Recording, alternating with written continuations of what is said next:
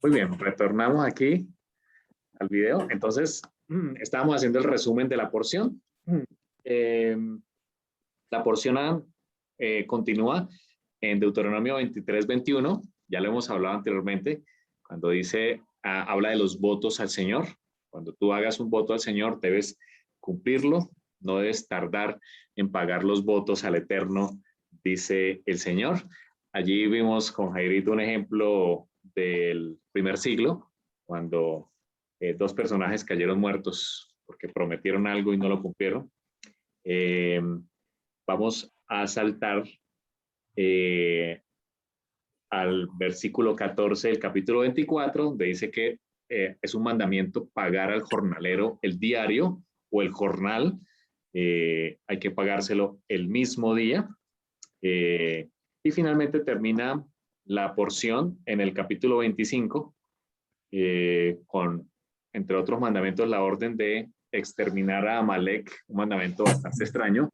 Recordemos que Amalek le salió al encuentro a Israel cuando estaban en el desierto, porque le salió al encuentro y le desbarató la retaguardia. Desde ahí el Señor le dio la orden de borrar de la memoria a Amalek porque iba a traer problemas en un futuro cercano. Muy bien, entonces ya vamos con ese resumen de esos mandamientos. Vamos a arrancar con la porción que queremos dar hoy un especial énfasis. Damos un segundito, vamos a poner aquí a alguien en silencio y ya arrancamos. Listo, perfecto. Muy bien, entonces creo que ya están viendo la presentación, ¿cierto? Vamos a ir al capítulo 24. Sí, señor. Ya. Sí, muchas gracias, muchas gracias. Entonces vamos a introducirnos en lo que hemos llamado el misterio de la carta de divorcio. Ya van a ver por qué es un misterio. O también es llamado en hebreo el Sefer Keritut, o una carta de divorcio que aparece en esta porción. Es algo extraño. Vamos a tratar primero de interpretar este mandamiento, que dijo, cómo se interpretó, qué dice el resto de la escritura, Yeshua qué dijo acerca de esto, cuál es nuestra función en el matrimonio, y luego nos vamos a introducir en el aspecto profético. Entonces dice Deuteronomio, capítulo 24, vamos a leerlo primero, antes de arrancar.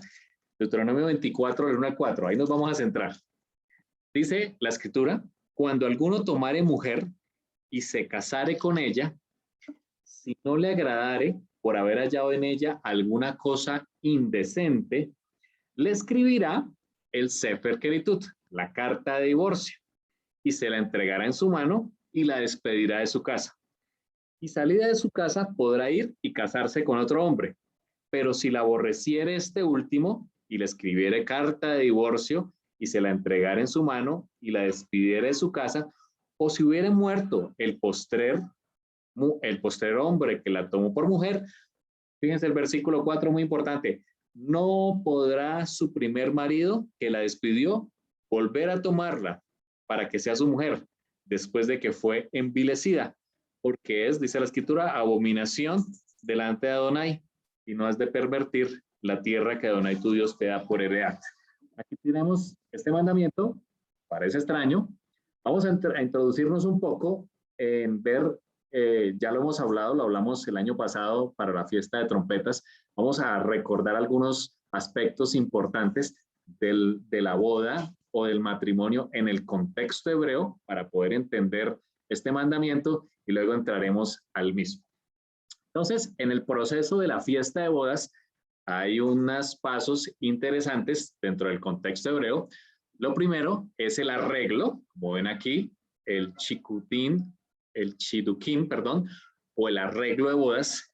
Generalmente, los padres están muy inmiscuidos aquí en el contexto hebreo y es importante que nosotros también lo hagamos.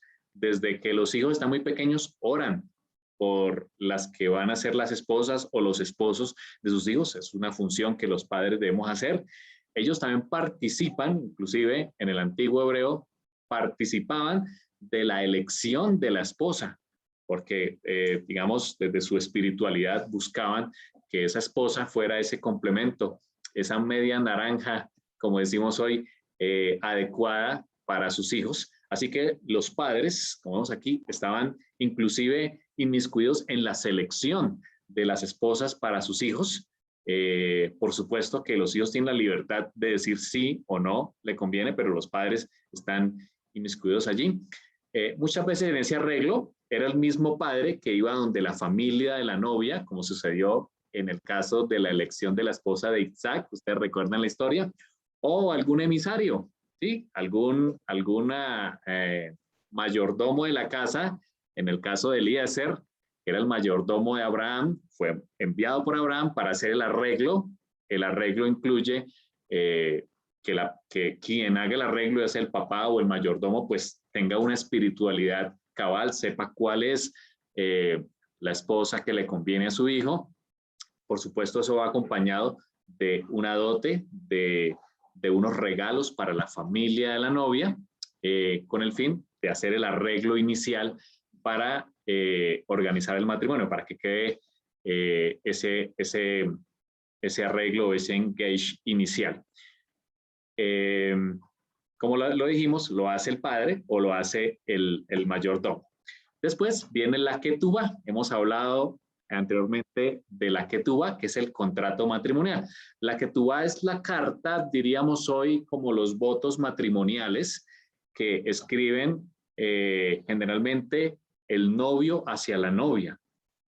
Digamos que en eso consistía la ketubá. La ketubá indicaba todo lo que el novio se compromete con la novia, por lo menos a que no va a tener más esposas, a que va a hacerla feliz, pero también la ketubá indica los pasos a seguir en caso de que haya disolución del matrimonio, lo que le debe pagar el novio a la novia en caso de disolución. Era un contrato muy importante, muy importante. Es tan importante que la Torá lo compara con ella misma, con la Torá misma. El Señor, cuando saca a su pueblo con mano fuerte de Egipto y lo lleva al Sinaí, le entrega la carta matrimonial, que precisamente es la Torá. Eso lo vemos y está escrito en Jeremías.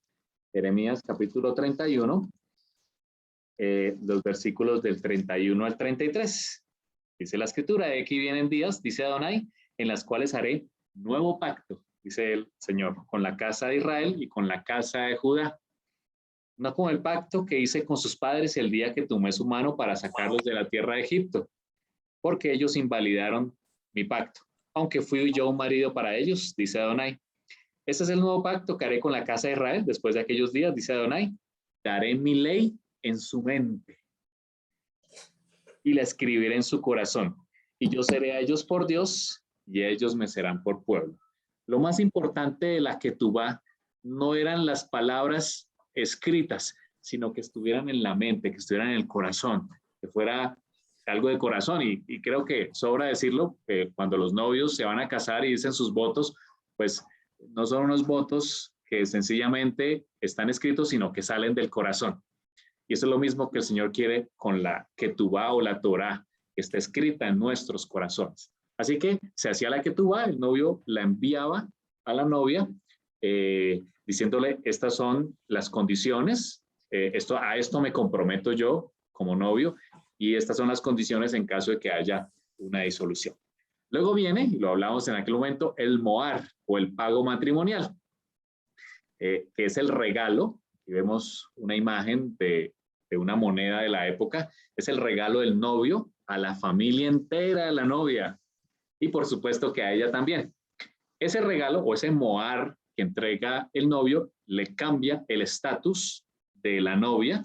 En ese momento ella es libre de sus padres, se libera de la casa de sus padres y se convierte en prometida. Aquí vemos una imagen precisamente en el madero, que también lo comparamos en aquella clase, que Yeshua también hizo un moar, hizo un pago matrimonial. Se fue y regresará por su novia. Lo mismo pasaba en el contexto hebreo, o acontece, se hace el regalo del novio a la familia entera. Lo podríamos comparar hoy también en el caso del regalo de la novia, con el anillo de compromiso, donde el novio sella, le cambia el estatus a prometida, previo a que se celebre la boda. Muy bien, con esto llegamos entonces al mandamiento. Ya lo leímos, el mandamiento de Deuteronomio 24, el Señor le habla aquí a su pueblo, en caso de que haya una disolución o el esposo encontrare algo desagradable en su esposa, ¿cuál iba a ser el proceso? Ahora, dice la Escritura, cuando alguno tomare mujer y se casare con ella, si no le agradare por haber hallado en ella alguna cosa indecente, le escribirá una carta de divorcio y se la entregará en su mano y la despedirá de su casa. Vamos a ver ese mandamiento a través del Strong. Vamos a ir a, ya les proyecto aquí.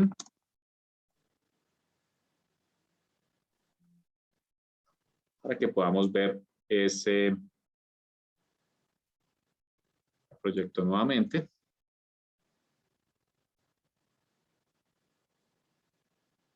Aquí para que veamos. En esta página de Logos K-Logos, una página recomendada, ahí viene el Strong y está los significados de cada una de las palabras también en el Strong. Es una buena guía para poder entender. Aquí buscamos Deuteronomio, capítulo 24. Vamos al versículo 1. Aquí está. De la Escritura, de derecha a izquierda, cuando tomare hombre, mujer y se casa con ella y sucede que no haya en ella gracia en ojos de él, pues haya en ella inmundicia, es la traducción. El Strong 6172, que es herba, claramente dice desnudez, especialmente partes pudendas, o también desgracia o defecto. También hay otras traducciones como confusión, desnudez, indecencia, inmundicia o vergüenza. A esto se refiere el versículo. Si el esposo haya algo indecente, alguna inmundicia en la esposa, él le puede escribir la carta de divorcio. Aquí está.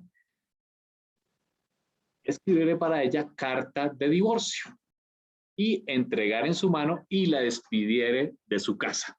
Entonces aquí el Señor está dejando a su pueblo un mandamiento donde cuando se hallare alguna cosa indecente en la esposa, le podía dar carta de divorcio. Ahora, ella, de acuerdo al mandamiento, podía ir con esa carta de divorcio y casarse con otro hombre. Por supuesto que lo puede hacer. Ahora, el mandamiento también dice que si este último esposo o segundo esposo también la aborreciere y le escribiere carta de divorcio y se la entregara en su mano y la despidiera de su casa, o también si este segundo esposo muere el segundo esposo, lo interesante del mandamiento es que ella no puede volver a su primer marido que la despidió. Si el marido está vivo, ella no puede volver a ese marido que le dio carta de divorcio, porque es abominación delante de Adonai. Vamos a ver qué dice Yeshua acerca del tema del divorcio y del matrimonio. Marcos 10, hay dos textos que Yeshua habla acerca del divorcio, precisamente frente a preguntas que le hicieron. Marcos 10, del 1 al 12, aquí lo tenemos en pantalla. Dice, levantándose de allí, vino a la región de Judea y al otro lado del Jordán, y volvió el pueblo a juntarse a él. Y de nuevo les enseñaba como solía. Ay, entonces, ¿qué estabas haciendo ahorita, hermano? Un segundo, voy a poner aquí que... Posando, qué bueno. Ya lo pusimos en silencio aquí que... y se acercaron los fariseos y le preguntaron para tentarle si era lícito al marido repudiar a una mujer. Los fariseos le hicieron esa pregunta a Yeshua para tentarlo. Él les dijo, ¿qué os mandó Moshe? Que está escrito en la Torá. Ellos le dijeron, Moshe permitió dar carta de divorcio y repudiarla.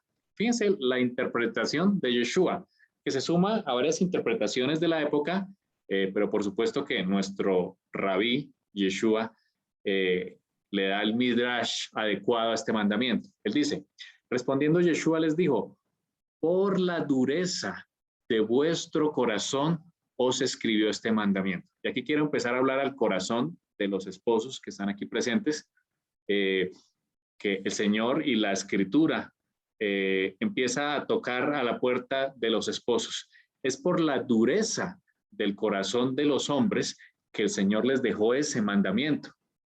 Fíjense lo que dice Yeshua, por la dureza de su corazón, porque aborrecían a sus esposas por alguna cosa vil y le querían dar carta de divorcio. Eso se ha vuelto una moda en aquel momento. Por eso Yeshua hizo el mejor midrash o la mejor interpretación de este mandamiento.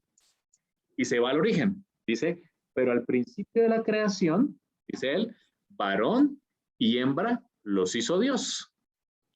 Ahí nos recuerda el episodio en que el Señor crea a Adán y a Eva, ¿cierto? Al principio de la creación, los hace, Eva sale de la costilla o del costado de Adán, que es una como él, por eso ambos sienten atracción, el hombre y la mujer sienten atracción, porque ella fue tomada de él. Y sigue siendo Yeshua, por esto dejará el hombre a su padre y a su madre, recordando lo que escribió Moshe allá en Génesis, y se unirá a su mujer, ese es el mandamiento, y los dos serán uno solo, serán una sola carne, así que ya no son más dos, sino son uno solo. Esa palabra uno solo, sí, en el hebreo significa, o es la palabra ejad. La palabra ejad la encontramos en el famoso Shema Israel, Adonai Elohenu, Adonai ejad. Escucha Israel, Adonai, vuestro Señor, Adonai uno es. El Señor le dijo a su pueblo a través de ese Shema que el Señor es unidad. Sí. Yeshua mismo habló acerca de esa unidad. Un segundito, voy a poner a alguien en silencio por acá.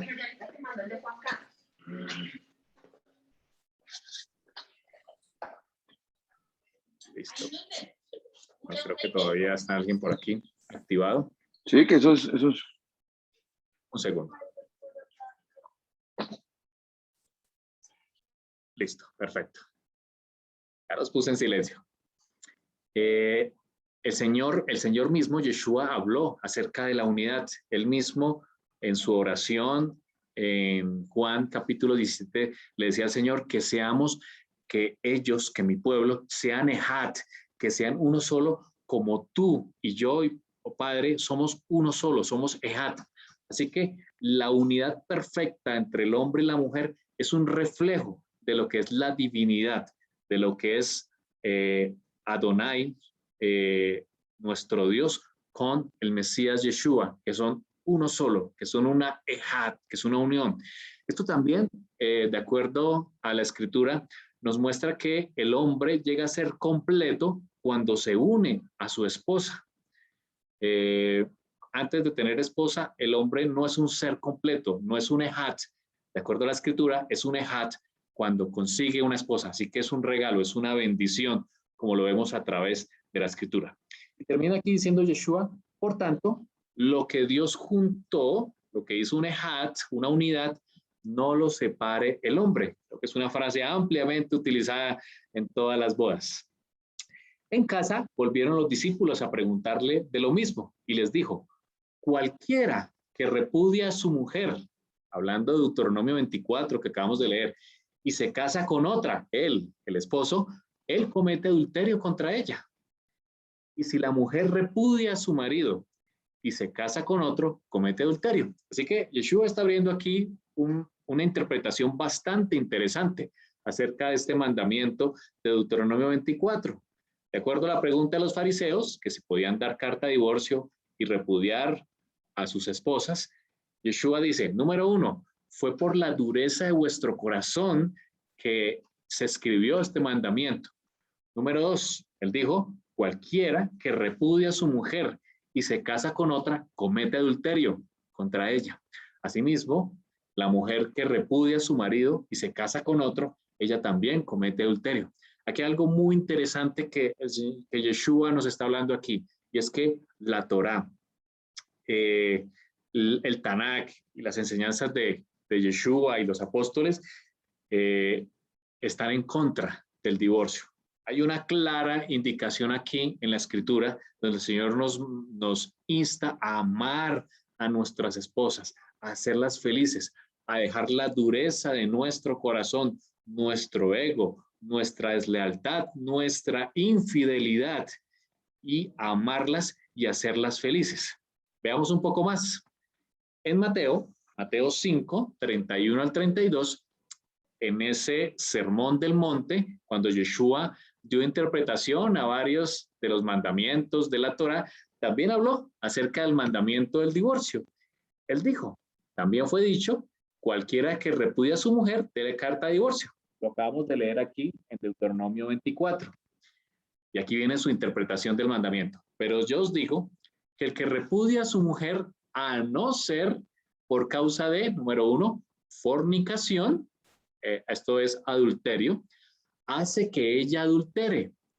Y el que se casa con la repudiada comete adulterio. Tenemos aquí una interpretación adicional de Yeshua cuando dice que la única razón por la cual se le puede dar carta de divorcio a la esposa o viceversa es por causa de adulterio. Si hay adulterio en la pareja, el Señor Yeshua, la Torá claramente nos dice que se puede hacer una carta de divorcio, puede haber una separación.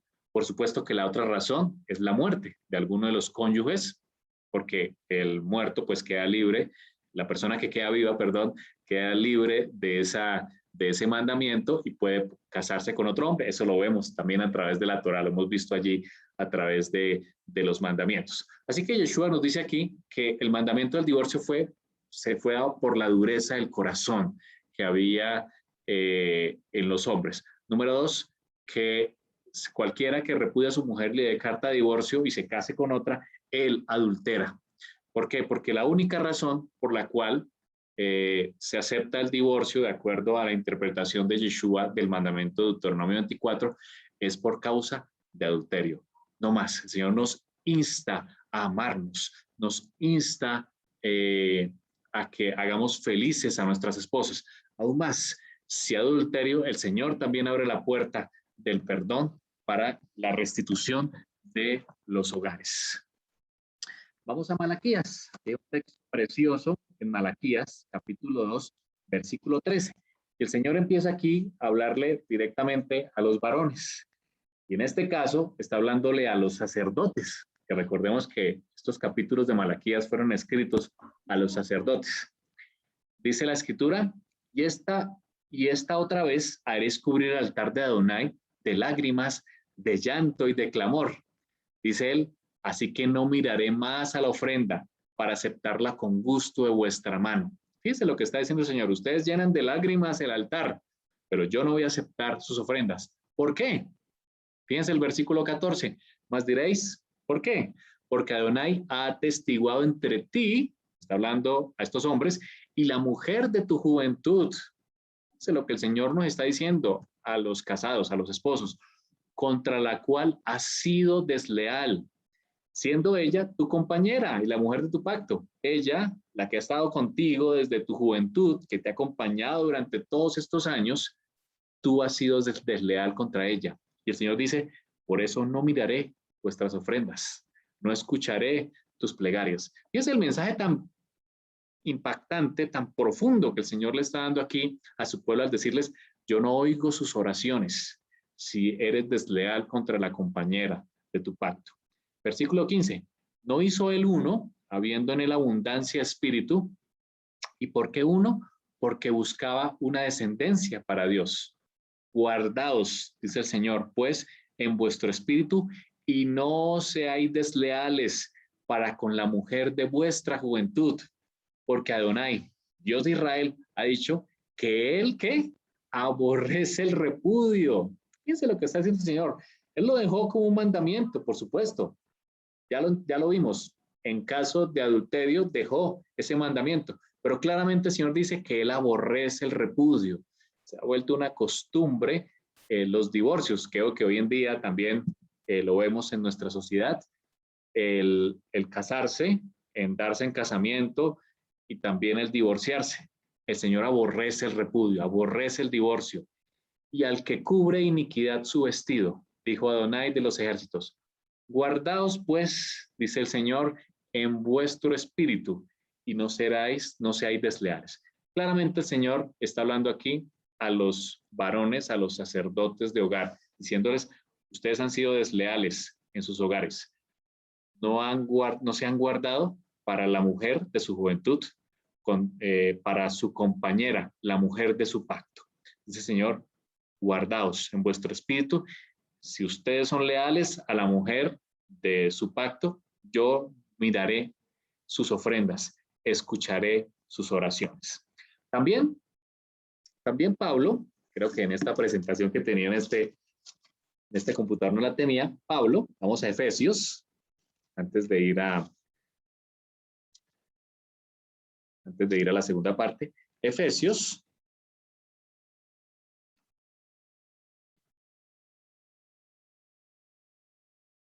capítulo 5, versículo 22. Dice la escritura, Pablo también haciendo una interpretación del mandamiento de Deuteronomio 24, dice, someteos unos a otros en el temor de Dios. Versículo 22, capítulo 5 de Efesios. Las casadas estén sujetas a sus propios maridos como al Señor. Porque el marido es cabeza de la mujer, así como Cristo es cabeza de la iglesia. Aquí hace la comparación entre el Mesías y su congregación, la cual es su cuerpo y él es su salvador. Así que como la Keilah, la congregación está sujeta al Mesías, así también las casadas lo estén a sus maridos en todo. Ahora empieza a hablar a los maridos, esposos, amad a vuestras mujeres. Y la compara con ese amor de Yeshua, dice, así como el Mesías amó a su congregación, amó a su pueblo y se entregó a sí mismo por ella. Ese amor que aquí Pablo habla que los esposos debemos dar a nuestras esposas, se compara con el amor que Cristo entregó por su pueblo, que estuvo dispuesto a morir, se entregó por su pueblo, por su novia, por su Keilah o por su iglesia, como se traduce aquí. Debemos así de esa manera amar a nuestras esposas. Dice él, para santificarla, habiéndola purificado en el lavamiento del agua por la palabra, a fin de presentársela a sí mismo, una comunidad, ¿cierto? Una iglesia gloriosa, que no tuviese mancha, ni arruga, ni cosa semejante, sino que fuese santa y sin mancha. Así también, los maridos deben amar a sus mujeres como a sus mismos cuerpos. El que ama a su mujer, a sí mismo se ama. Y aquí Pablo está hablando del mandamiento de amar a tu prójimo como a ti mismo. Eso, recuerdan que Yeshua dijo que era el segundo grande mandamiento. Amarás a tu prójimo como a ti mismo. Y tu prójimo más cercano es tu esposa. Así que Pablo por eso interpreta aquí, el que ama a su mujer, a sí mismo se ama. En la medida en que tú amas a tu esposa, es la medida en que tú mismo te amas a ti mismo, de acuerdo a este midrash que hace aquí Pablo. Porque nadie aborreció jamás a su propia carne, sino que la sustenta y la cuida, como también el Mesías a la iglesia, porque somos miembros de su cuerpo, de su carne y de sus huesos. Aquí Pablo vuelve a mencionar al Génesis, por esto dejará el hombre a su padre y a su madre y se unirá a su mujer y los dos serán una sola carne, un ejat, una unidad. Grande es este misterio, dice él, mas yo digo esto respecto del Mesías y de la iglesia. Por lo demás, cada uno de vosotros ame también a su mujer como a sí mismo. Y termina diciendo, y la mujer respete a su marido.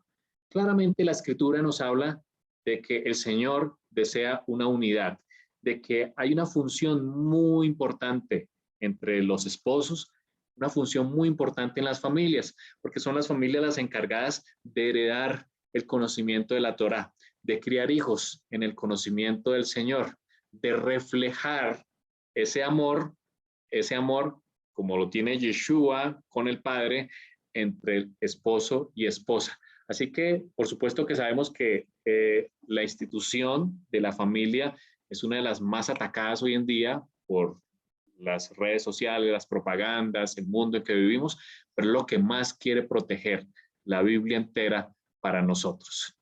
Qué hermoso es que podamos mantenernos en unidad entre esposos. Muy bien, vamos a ir ahora al segundo nivel de este mandamiento de Deuteronomio 24. Nos avisan si hay preguntas hasta este momento, para entender un poco acerca del misterio que trae este mandamiento. Ahora, el misterio está ubicado en Jeremías.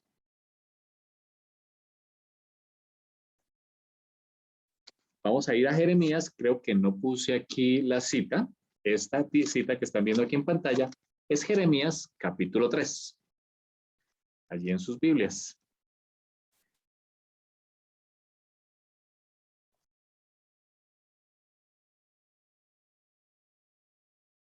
Jeremías capítulo 3. Y aquí es donde Jeremías es el que habla de ese misterio que vamos a tratar de desenredar aquí.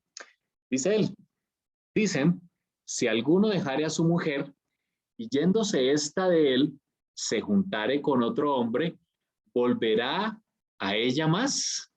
¿No será tal tierra de todo mancillada? Claramente, así dice el mandamiento. Ella no puede volver a su primer marido. Tú pues, aquí Jeremías le está hablando a Israel, que había adulterado y se había ido con otros dioses. Tú pues has fornicado con muchos amigos más. Pero aquí viene la exclamación que es un misterio. Vuélvete a mí, dice Adonai. Ahora, el mandamiento claramente dice que si la esposa había cometido adulterio y el esposo le da carta de divorcio, ella puede ir a buscar otro esposo, pero no puede volver a su primer esposo. Claramente, en el contexto espiritual, el Señor le entregó la Ketubá a su novia en el Sinaí, ¿cierto? Para hacerla su esposa, pero ella, Israel, como sabemos a través de la escritura, fornicó, fue y fornicó, buscó otros dioses de las naciones que le rodeaban, adoró a otros dioses. Por lo tanto, ella, de acuerdo a la escritura, no puede volver a su esposo. De acuerdo al mandamiento de la Torá, es imposible, no puede volver. ¿Por qué Adonai está diciendo aquí, vuélvete a mí? ¿Por qué? Sigamos leyendo. Alza tus ojos a las alturas y ve en qué lugar no te hayas prostituido, le dice el Señor. Junto a los caminos te sentabas para ellos como árabe en el desierto, y con tus fornicadores y con tu maldad has contaminado la tierra. Por esta causa, las aguas han sido detenidas, fíjense lo que dice el Señor, y faltó la lluvia tardía, y has tenido frente de ramera, y no quisiste tener vergüenza. El Señor le está recordando a su pueblo todas las abominaciones que él había cometido, que su novio había cometido al irse tras otros dioses, y que por eso mismo venían las consecuencias, las maldiciones que están escritas en la Torá. No había lluvia para sus sembrados. Dice, las aguas han sido detenidas. A lo menos desde ahora no me llamarías a mí, Padre mío, guiador de mi juventud. ¿Guardará su enojo para siempre? ¿Eternamente lo guardará? He aquí que has hablado y hecho cuantas maldades pudiste, le dice el Señor. Mas dijo Adonai en los días del rey Josías, ¿has visto todo lo que ha hecho la rebelde Israel? Ella se va sobre todo monte alto y debajo de todo árbol frondoso y allí fornica. Recordemos que los lugares altos en aquel momento era donde se colocaban los dioses y se rendía culto a dioses paganos. Pero también debajo de todo árbol frondoso también se hacían culto a la diosa Acera. Y allí iba el pueblo de Israel, por supuesto, seducido, en el caso de los varones, por las mujeres que participaban, las mujeres extranjeras que participaban de estos actos, y allí fornicaban no solamente físicamente, sino también espiritualmente a otros dioses. Y aquí el Señor se lo está recordando. Y dije, después de hacer todo esto, se volverá a mí, pero no se volvió. Y lo vio su hermana, la rebelde Judá. Y hacemos otro paréntesis. Recordamos que en aquel momento, después del reinado de Salomón, el reino se dividió, las tribus se dividieron, quedó el reino del norte con las 10 tribus hacia el norte, que en su mayoría es Efraín, la tribu de Efraín, que es la más grande, y de hecho en algunas ocasiones, para hablar de Israel, el Señor habla de Efraín. Y en el sur quedó Judá. Por supuesto que Judá albergaba la tribu de, bueno, quedó una tribu dentro de ella, no recuerdo en este momento, y estaba la tribu de Benjamín también allí. Muchas gracias. Ellos quedaron al sur. Digamos que Judá se guardó un poco más, guardó la Torá más celosamente, más que su hermana Israel en el norte. Por eso el Señor le está diciendo aquí, ella vio que por haber fornicado la rebelde Israel, yo la había despedido y dado carta de repudio. El Señor le dio carta de divorcio a Israel por haberse prostituido con otros dioses y la despidió. Así que Israel fue dispersado, vino a Siria y dispersó a todo el pueblo por todo el mundo hasta el día de hoy. Hasta el día de hoy. Pero no tuvo temor la rebelde Judá, su hermana, sino que también fue ella y fornicó. Y sucedió que por juzgar ella cosa liviana su fornicación, la tierra fue contaminada y adulteró, dice la escritura, con la piedra y con el leño. Aquí nos está diciendo en este capítulo 3 de Jeremías, el Señor le está diciendo claramente que Israel, por haber fornicado con otros dioses, él cumplió la Torá, le dio carta de divorcio y la despidió. De acuerdo al capítulo 4 de Deuteronomio 24, ella no puede volver al Señor porque es abominación. Claramente es un mandamiento. No puede volver al Señor. ¿Por qué aquí el Señor le dice a Israel, vuélvete a mí? ¿Cómo puede el Señor decirle a ella, vuélvete a mí cuando le había dado carta de divorcio y de acuerdo a la Torá no podía volver? Vamos a tratar de descubrir este misterio. Aquí está la descripción. De acuerdo a Deuteronomio 24:4, la mujer que fue despedida con carta de divorcio no puede volver a su primer esposo. Es abominación. De acuerdo a Jeremías 3, Israel adulteró con dioses extraños y el Señor le dio carta de divorcio. Allá lo leímos. Por lo tanto, no puede volver a su esposo. Pero el esposo le dice, allí lo leímos, vuélvete a mí. Es imposible para la Torá, es imposible para la Torá. Pero el esposo le dice, vuélvete a mí. ¿Cómo se soluciona este misterio que aparece allí, esta contradicción que encontramos entre la Torá de Deuteronomio 24:4 y el texto de Jeremías 3? Vamos a Romanos. Pablo, conocedor de la Torá, muy conocedor, la conocía al revés y al derecho, empieza aquí a solucionar este misterio para nosotros. Gracias a Dios que tenemos el Brit Hadashah, el Nuevo Testamento. Dice Romanos 7, vamos a leer primero hasta el versículo 3. Dice él, ¿acaso ignoráis, hermanos? Dice Pablo, pues hablo con los que conocen la ley. ¿A quién me está hablando Pablo aquí? A los que conocen la Torá. Por eso es importante conocer la Torá para poder entender el Nuevo Testamento, especialmente el libro de Romanos, libros de Apocalipsis, son libros que están basados en la Torá.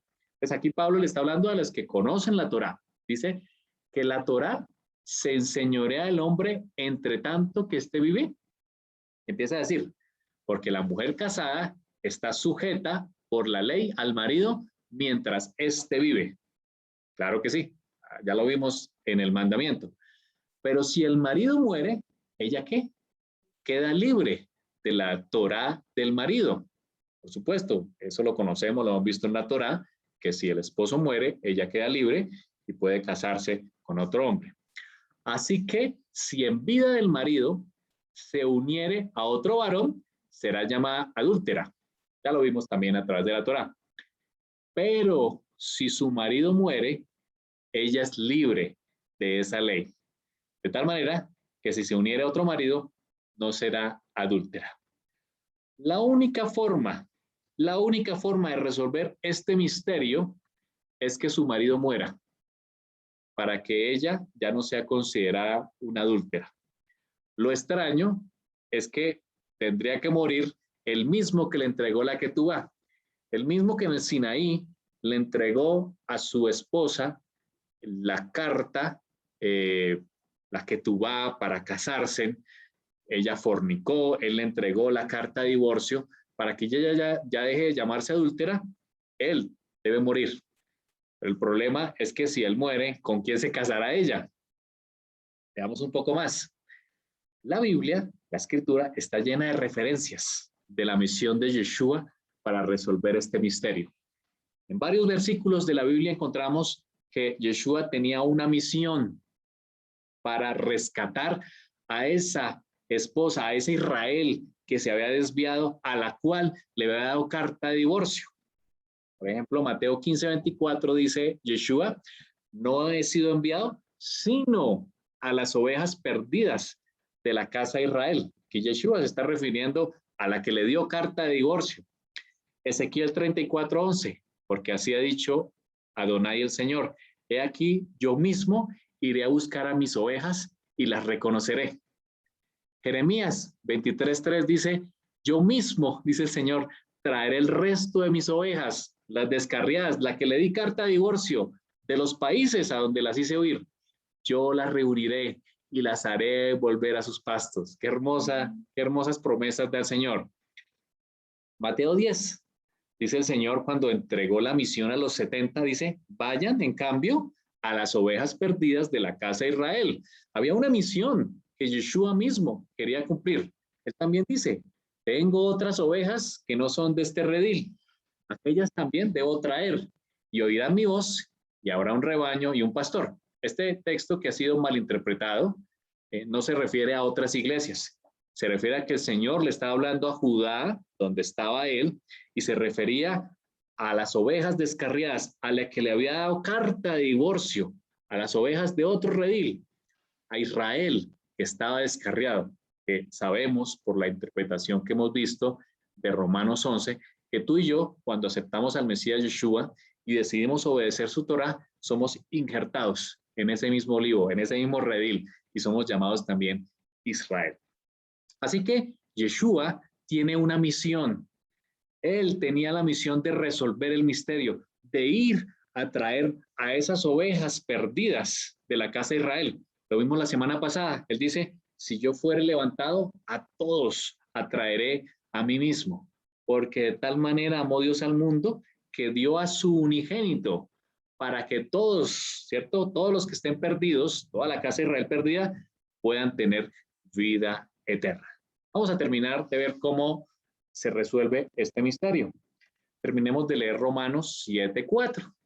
Dice Pablo, así también vosotros, hermanos míos, habéis muerto a esa ley mediante el cuerpo del Mesías, para que seáis de otro, dice él, del que resucitó de los muertos, a fin de que llevemos fruto para Dios. Es Yeshua el que se encargó de resolver este misterio. Israel no podía acercarse al Señor. De acuerdo a la Torá, no podía. Se necesitaba que el esposo viniera y entregara su vida, muriera, cumpliendo la Torá. De esa manera, la adúltera deja de ser llamada adúltera. El problema es que la adúltera, el Señor le dice, ven a mí. La adúltera necesitaba casarse con alguien. Por eso el Mesías resucita, para darle un esposo digno a su esposa. Miremos lo que dice Efesios 2, del 11 al 17. Por tanto, acordaos que en otro tiempo, vosotros, los gentiles, está hablando a su pueblo que habita entre gentiles, al pueblo de Israel que habita entre gentiles, eres llamados incircuncisión, por la llamada circuncisión hecha mano en la carne. En aquel tiempo estabais sin el Mesías, alejados de la ciudadanía de Israel y ajenos a los pactos de la promesa, sin esperanza y sin Dios en el mundo. Pero ahora, en Yeshua HaMashiach, en Cristo Jesús, como traduce aquí, vosotros que en otro tiempo estabais lejos, habéis sido hechos, ¿qué? Cercanos.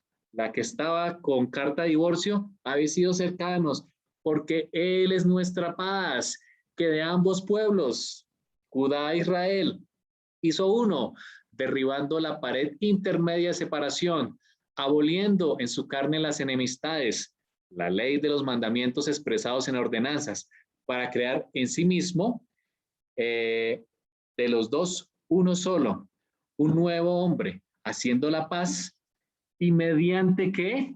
Mediante el madero, reconciliar con Dios a ambos, a Judá e Israel, matando en ella las enemistades.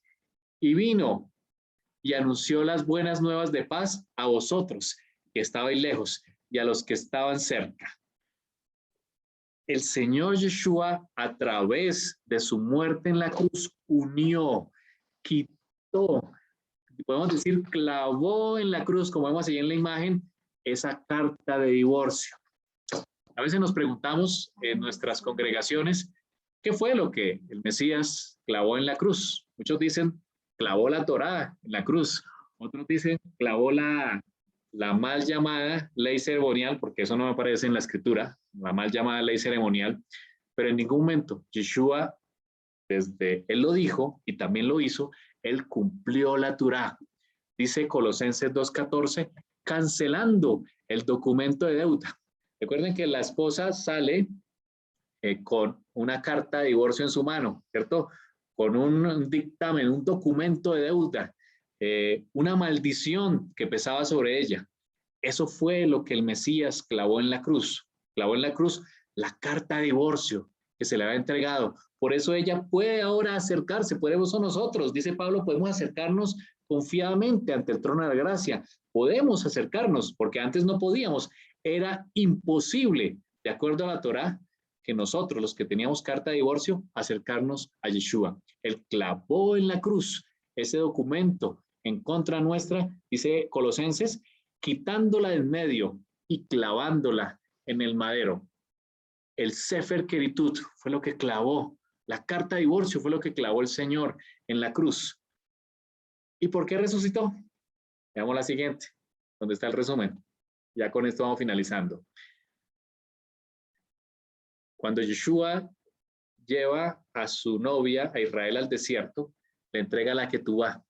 Dice la escritura, y hay varios textos que nos hablan que con amor, ¿cierto? La traje al desierto para mostrarle mi amor al Sinaí. Le entregó su Ketubá, su carta de amor.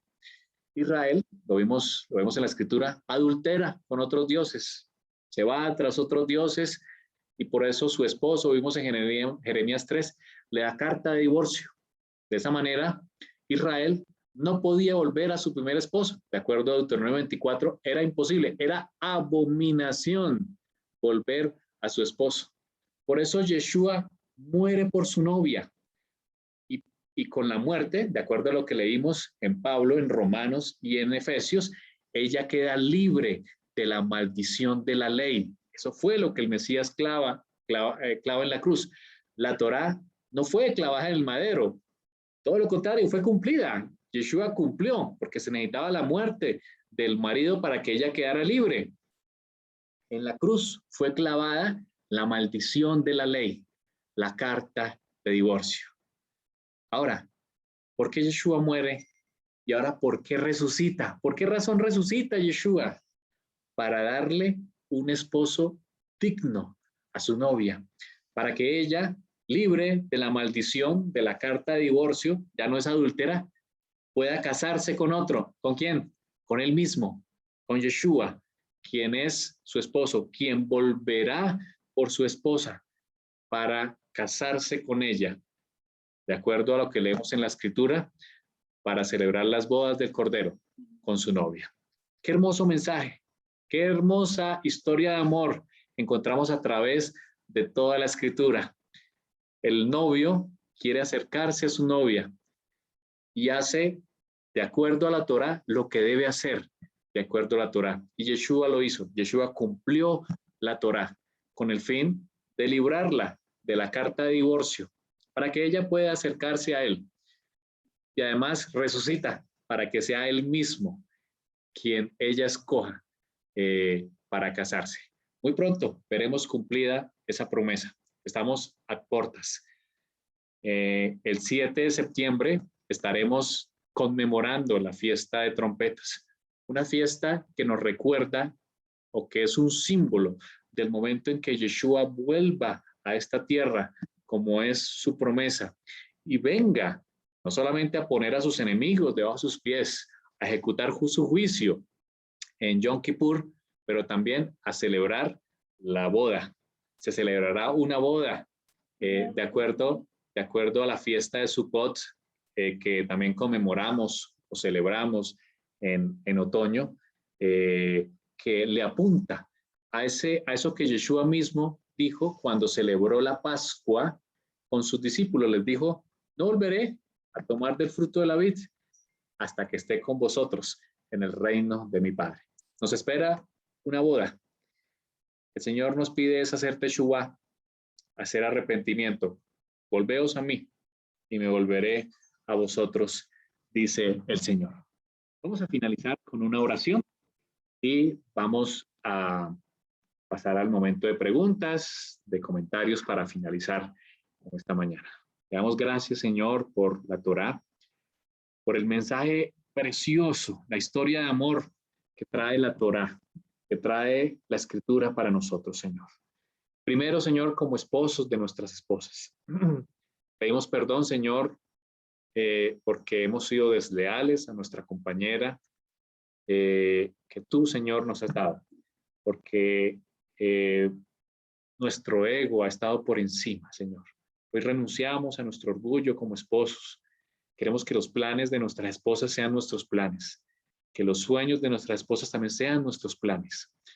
Y hacemos, Señor, propósito de hacerlas felices, de amarlas, así como Yeshua se entregó por su novia. Gracias, Señor, porque a pesar de que en la Torá no había esperanza para Israel por haber tenido carta de divorcio, Yeshua mismo vino y cumplió la Torá.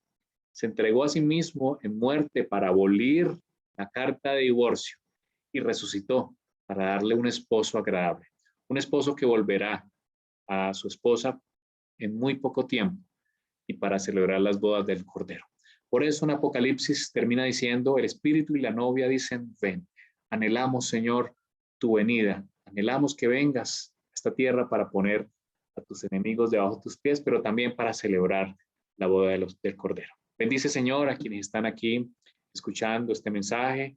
Bendice los matrimonios que están aquí, Señor. Oramos por cada matrimonio, por cada situación. Que cada problema, Señor, sea una oportunidad para aferrarnos como esposos, para crecer en amor como está en tu palabra. Porque tu promesa, palabra, lo que nos pides es que seamos uno, que evitemos, Señor, lo que tú aborreces, que es el divorcio.